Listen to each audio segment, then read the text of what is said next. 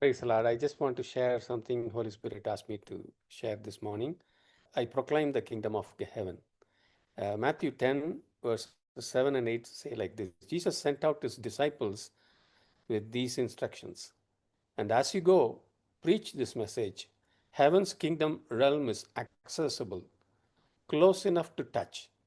You must continually bring healing to lepers and to those who are sick, and make it your habit to break off the demonic presence from people and raise the dead back to life. Freely you have received the power of the kingdom, so freely release it to others. So this morning, the Holy Spirit asked me to go and announce to them that the kingdom of heaven is near, or the kingdom has come, or it is coming soon. Tonight, I'm here to announce to you in particular the kingdom of heaven is near. It has come to you.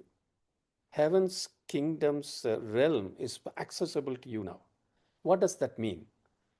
Brothers and sisters, you are about to let the King Jesus control your life. This is absolutely good news and great news. When Jesus controls your life, your family, your environment, in his kingdom there is no sin, there is no Satan, there is no sickness. There is only his power, presence, his protection, his purpose being done always. So when you come into his kingdom, normally you do that through repentance or new way of thinking, and his kingdom comes inside you, then you overcome sin. You overcome addictions, habits, and character flaws. In their place, the character of the Holy Spirit develops in you. That's first. Secondly, when his kingdom comes into you, you are healed. There is no sickness in the kingdom of heaven. So you live in divine health as long as the kingdom of heaven is inside you. Thirdly, when his kingdom comes, demons shudder and leave. Devil cannot deceive you. You are delivered from his chains and control. Demons and depression cannot coexist in the kingdom of heaven.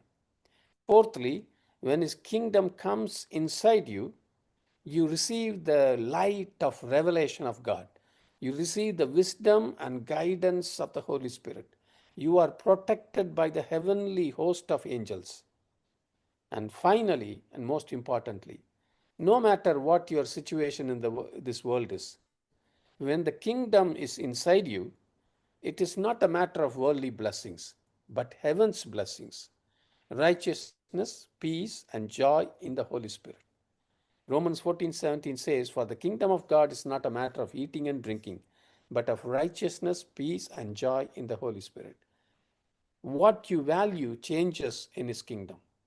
What gives you pleasure and joy and peace, these are all in the presence of the Holy Spirit in you. This is the good news. The Spirit of God proclaims to you every day. Receive this good news. The kingdom of God has come near you, it's inside you. Live out this news. And then go and proclaim this good news to everybody else. The kingdom of heaven is accessible to you now, right on this earth. It is close enough to you for you to touch. Brother, sister, receive the King, live in his kingdom. Amen.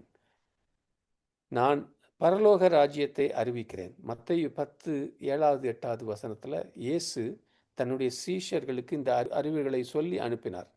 நீங்கள் போகும் வழியில் இந்த செய்தியை பிரசங்கியுங்கள். பரலோக ராஜ்யம் அணுகக்கூடியது, தொட்டு உணரக்கூடிய அளவுக்கு அருகில் உள்ளது. நீங்கள் தொடர்ந்து தொழுநோயாளிகளுக்கும் நோயுற்றவர்களுக்கும் குணமளிக்க வேண்டும். மேலும் மக்களிடமிருந்து பிசாசின் ஆதிக்கத்தை முறிப்பதையும் மரித்தவர்கள் உயிர்ப்பிப்பதையும் உங்கள் வழக்கமாக்கிக் கொள்ளுங்கள். நீங்கள் ராஜ்யத்தின் வல்லமையை இலவசமாய் பெற்றிருக்கிறீர்கள், எனவே அதை மற்றவர்களுக்கும் இலவசமாய் வழங்குங்கள். இன்றைக்கு காலையில் தேவ ஆவியானவர் இடத்துல சொன்னார், போய் பரலோக ராஜ்யம் சமீபமாக இருக்கிறது என்று அவர்களுக்கு அறிவி, அல்லது பரலோக ராஜ்யம் வந்து விட்டது அல்லது விரைவில் வர இருக்கிறது. நான் இதை குறிப்பாக உனக்கு நீ கேட்டுக்கொண்டிருக்கிற உனக்கு அறிவிக்க நான் வந்திருக்கிறேன். பரலோக ராஜ்யம் உனக்கு சமீபமாக இருக்கிறது, அது உன்னிடம் வந்து விட்டது. பரலோக ராஜ்ய மண்டலம் இப்பொழுதே நீ அணுகக்கூடியதாக இருக்கிறது. அதன் அர்த்தம் என்னவென்றால், ராஜாவாகிய இயேசு உன் வாழ்க்கையை கட்டுப்படுத்த நீ அனுமதிக்கப் போகிறாய். இது ஒரு முற்றிலும் நற்செய்தி. இது ஒரு மகத்தான நற்செய்தி. இயேசு உன் வாழ்க்கையையும் உன் குடும்பத்தையும் உன் சூழலையும் கட்டுப்படுத்தும் போது அவருடைய ராஜ்யம் வருகிறது. அதில் பாவமோ சாத்தானோ வியாதியோ இல்லை. அங்கே அவருடைய வல்லமை, அவருடைய பிரசன்னம், அவருடைய பாதுகாப்பு, அவருடைய நோக்கம் எப்பொழுதும் நிறைவேறும். நீ அவருடைய ராஜ்யத்துக்குள்ளே வரும்போது, எப்படின்னா பொதுவாக மனம் திரும்புதல் மூலமாக, புதிய சிந்தனையின் மூலமாக நீ அவருடைய ராஜ்யத்துக்குள்ளே வருகிறாய். அவருடைய ராஜ்யம் உனக்குள்ளே வரும்போது நீ பாவத்தை வெல்கிறாய். முதலாவதாக நீ அடிமைத்தனங்கள், பழக்க வழக்கங்கள், குணத்தில் இருக்க குறைபாடுகளை வெல்லுகிறாய். அவற்றுக்கு பதிலாக பரிசுத்த ஆவியின் நற்குணம் உனக்குள்ளே உருவாகிறது. இரண்டாவதாக அவருடைய ராஜ்யம் உனக்குள்ளே வரும்போது நீ சுகமடைகிறாய்.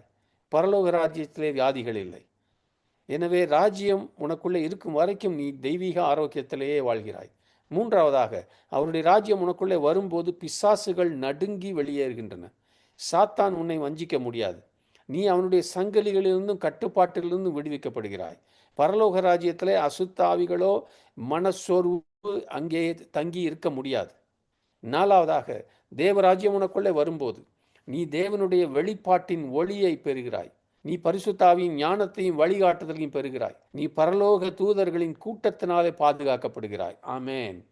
ஐந்தாவதாக, இறுதியாக, மிக முக்கியமாக, இந்த உலகத்திலே உன்னுடைய நிலைமை எப்படி இருந்தாலும் தேவராஜ்யம் உனக்குள்ளே இருக்கும்போது அது உலக ஆசீர்வாதங்களை பற்றியதல்ல, ஆனால் பரலோகத்தின் ஆசீர்வாதங்கள், நீதி, சமாதானம், பரிசுத்த ஆவியானவருக்குள்ளே இருக்கிற சந்தோஷம், இவைகளை நீ பெறுகிறாய்.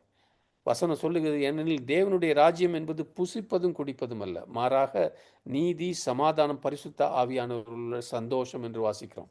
அவருடைய ராஜ்யத்திலே நீ மதிக்கிற விஷயங்கள் மாறுகிறது. உனக்கு இன்பத்தையும் மகிழ்ச்சியையும் சமாதானத்தையும் தருகிறவைகள் இவைகள் அனைத்தும் உனக்குள்ளே இருக்கிற பரிசுத்த ஆவியானவரின் பிரசன்னத்தினாலே உனக்குள்ளே வருகிறது. இதுவே நற்செய்தி. தேவனுடைய ராஜ்யம் உனக்குள்ளே வந்து விட்டது. தேவனுடைய ஆவியானவர் ஒவ்வொரு நாளும் இதை உனக்கு அறிவிக்கிறார். இந்த நற்செய்தியை நீ பெற்றுக்கொள் சகோதரனே, சகோதரியே. இந்த நற்செய்தியின்படி நீ வாழத் தொடங்கு. இதற்கு பிறகு நீயும் சென்று மற்ற அனைவருக்கும் இந்த நற்செய்தியை அறிவி, பரலோக ராஜ்யம் சமீபத்திருக்கிறது, உனக்குள்ளே வருகிறது என்று. பரலோக ராஜ்யம் உனக்கு எட்டக்கூடியதாக இருக்கிறது. இப்போதே, இந்த நாளிலேயே, இந்த பூமியிலேயே நீ தொடும் அளவுக்கு அது மிகவும் அருகில் இருக்கிறது. இந்த ராஜாவை நீ ஏற்றுக்கொள்.